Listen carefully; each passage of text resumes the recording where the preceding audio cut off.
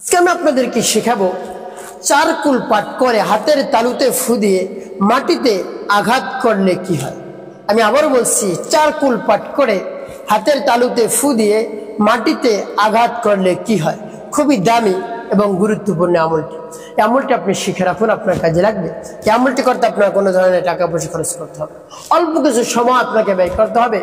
অল্প কিছু সময় ব্যয় করে আপনি যখন এই আমলটি করবেন, এর ফলাফল দেখে আনন্দিত হয়ে যাবেন, আপনি একেবারে খুশি হয়ে যাবেন। প্রিয় ভাই বোনেরা, এই আমলটি কখন কিভাবে করবেন, কোন নিয়মে করবেন, আমলটি করে কিভাবে উপকৃত হবেন, আমি শুরু থেকে শেষ পর্যন্ত আপনাদেরকে বলে দিচ্ছি। আপনারা সঠিক নিয়মে এই আমলটি করতে পারবেন। তাই বিস্তারিত জানার জন্য, আমলটি শিখে রাখার জন্য ভিডিওটি না টেনে না কেটে শেষ পর্যন্ত মনোযোগ এবং ধৈর্য সহকারে দেখার অনুরোধ থাকবে। তো প্রিয় ভাই বোনেরা, শুরুতেই বলবো কিভাবে আমলটি করবেন, তারপরে বলবো আমলটি করে কিভাবে আপনি উপকৃত হবেন। তাহলে চলুন কিভাবে আমলটি করতে হয় জেনে নেওয়া যাক। তো প্রিয় ভাই বোনেরা, যখন আমলটি করবেন এর পূর্বে আপনাকে অবশ্যই পবিত্রতা অর্জন করতে হবে। পবিত্রতা অর্জন করে তারপরে পবিত্র একটি স্থানে বসবেন। আর যে স্থানে বসবেন সে জায়গায় যদি মাটি থাকে তাহলে তো ভালো, অন্যথায় আপনার সামনে অল্প কিছু মাটি রাখবেন। মাটি রেখে তারপর আপনি আমলটি করবেন। যে কোনো একটা জিনিসের উপর, কাঠির উপর রাখতে পারেন মাটি রেখে তারপর আপনি আমলটি করবেন। তো প্রিয় ভাই বোনেরা, যখন উত্তম রূপে অজু করে পবিত্রতা অর্জন করে পবিত্র স্থানে বসবেন এবং আপনার সামনে মাটি থাকবে, তারপর আপনি কি করবেন? সর্বপ্রথম আপনার জীবনের গুনার কথা স্মরণ করে মহান রব্বুল আলামিনের কাছ থেকে ক্ষমা প্রার্থনা করবেন। আস্তাগফিরুল্লাহ রাব্বি মিন কুল্লি যামবি ওয়া আতুবু ইলাইহি লা হাওলা ওয়া লা কুওয়াতা ইল্লা বিল্লাহিল আলিয়্যিল আযীম। এভাবে যখন ইস্তিগফার পাঠ করা হয়ে যাবে, তারপরে নবী সাল্লাল্লাহু আলাইহি সাল্লামের শানে 3 বার দুরূদ শরীফ পাঠ করবেন, সাল্লাল্লাহু আলাইহি ওয়াসাল্লাম, সাল্লাল্লাহু আলাইহি ওয়াসাল্লাম, সাল্লাল্লাহু আলাইহি ওয়াসাল্লাম। এভাবে যখন ইস্তিগফার দুরূদ শরীফ পাঠ করা হবে, আপনি কোথাও ফু দেবেন। তারপরে আমার দেখার নিয়ম অনুযায়ী চারকুল পাঠ করবেন। আর যখন পাঠ করবেন মনে মনে ভাববেন কোন উদ্দেশ্যের জন্য আপনি এই আমলটি করতেছেন।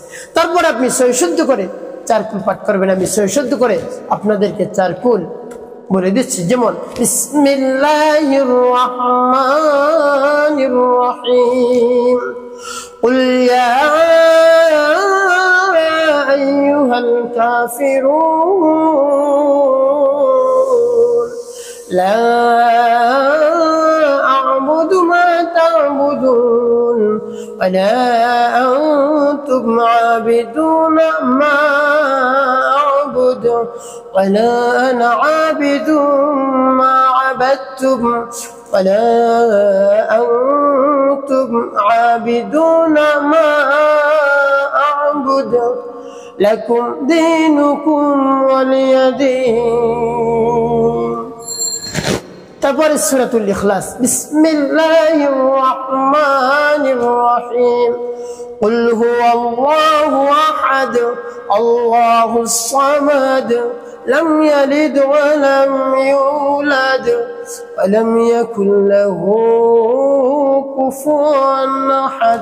তারপর সূরাতুল ফালাক, বিসমিল্লাহির রহমানির রহিম, قل أعوذ برب الفلق من شر ما خلق ومن شر غاسق إذا وقب ومن شر النفاثات في العقد ومن شر حاسد إذا حسد।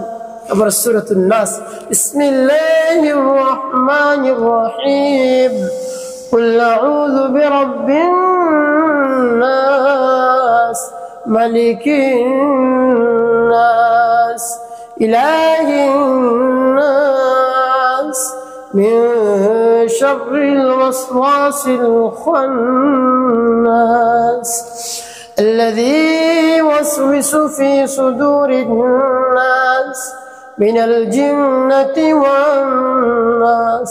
যখন চারকুল পাঠ করা হয়ে যাবে, তারপর আপনি হাতের তালুতে ফু দিবেন। ফু দিয়ে মাটির উপর এরকম আঘাত করবেন। তারপর আপনি আবারও পাঠ করবেন, বিসমিল্লাহির রহমানির রহিম, কুল ইয়া আইয়ুহাল কাফিরুন لا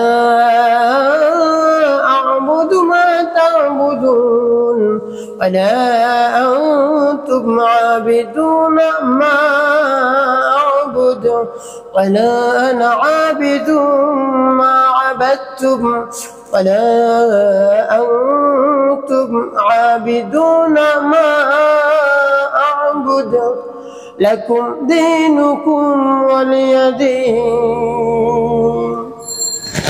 তারপরে সূরাতুল ইখলাস বিসমিল্লাহির রহমানির রহিম قل هو الله أحد الله الصمد لم يلد ولم يولد ولم يكن له كفوا أحد. তারপর সূরাতুল ফালাক বিসমিল্লাহির রহমানির রহিম قل أعوذ برب الفلق من شر ما خلق ومن شر غاسق إذا وقب ومن شر النفاثات في العقد ومن شر حاسد إذا حسد.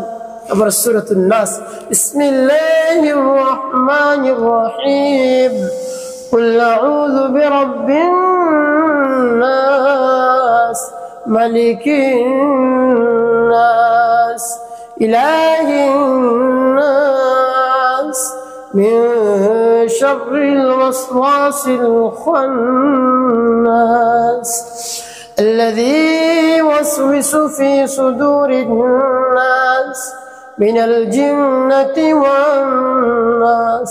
পাঠ করে আবার হাতের তালুতে ফু দিবেন, তারপর মাটির উপর আবার আওয়াজ করবেন, তারপরে আপনি মনে দরদ নিয়ে আবার পাঠ করবেন বিসমিল্লাহির রহমানির রহিম قل يا أيها الكافرون لا أعبد ما تعبدون ولا أنتم عابدون ما أعبد ولا أنا عابد ما عبدتم ولا أنتم عابدون ما أعبد لكم دينكم ولي دين. তারপরে সূরাতুল ইখলাস বিসমিল্লাহির রহমানির রহিম قل هو الله أحد الله الصمد لم يلد ولم يولد ولم يكن له كفوا أحد. তারপর সূরাতুল ফালাক বিসমিল্লাহির রহমানির রহিম قل أعوذ برب الفلق من شر ما خلق ومن شر غاسق إذا وقب ومن شر النفاثات في العقد ومن شر حاسد إذا حسد. أمر سورة الناس بسم الله الرحمن الرحيم قل أعوذ برب الناس ملك الناس إله الناس من شر الوسواس الخناس الذي يوسوس في صدور الناس من الجنة والناس. পাঠ করা শেষ আবার একটু হাতে তালুতে ফু দিবেন, ফু দিয়ে মাটির উপর এভাবে আঘাত করবেন এবং কতবার পাঠ করবেন? তিনবার এভাবে পাঠ করে তিনবার হাতের তালুতে ফু দিয়ে তিনবারই আপনি আঘাত করবেন। এভাবে করলে কি হয় আমি বলে দিচ্ছি, আগে আমলটি শেষ করে নিই। এভাবে যখন তিনবার পাঠ করা হয়ে যাবে, তিনটি ফু দেওয়া হয়ে যাবে, মাটিতে আঘাত করা হবে, সর্বশেষ নবী সাল্লাল্লাহু আলাইহি ওয়াসাল্লামের মুহাব্বত নিয়ে ভালোবাসা নিয়ে তিনবার দুরূদ ইব্রাহিম পাঠ করবেন। اللهم صل على محمد وعلى ال محمد كما صليت على ابراهيم وعلى ال ابراهيم انك حميد مجيد. اللهم بارك على محمد وعلى ال محمد كما باركت على ابراهيم وعلى ال ابراهيم انك حميد مجيد. اللهم بارك على মুহাম্মাদি ওয়া আলা আলি মুহাম্মাদ কামা বারাকতা আলা ইব্রাহিম ওয়া আলা আলি ইব্রাহিম ইন্নাকা হামিদুম মাজিদ। এভাবে যখন দুরূদ ইব্রাহিম পাঠ করা হয়ে যাবে, কোথাও ফু দেওয়ার দরকার নেই। প্রিয় ভাই বোনেরা, কোন উদ্দেশ্যের জন্য আপনি আমলটি করলেন? এভাবে আমল করে মাটিতে যখন আপনি আঘাত করবেন, যত দূর এই শব্দ যাবে তত দূরের মধ্যে কোনো ধরনের শয়তান থাকতে পারবে না। খারাপ শয়তান, জিন শয়তান, মানুষ শয়তান আপনাকে কোনো ধরনের ক্ষতি করতে পারবে না।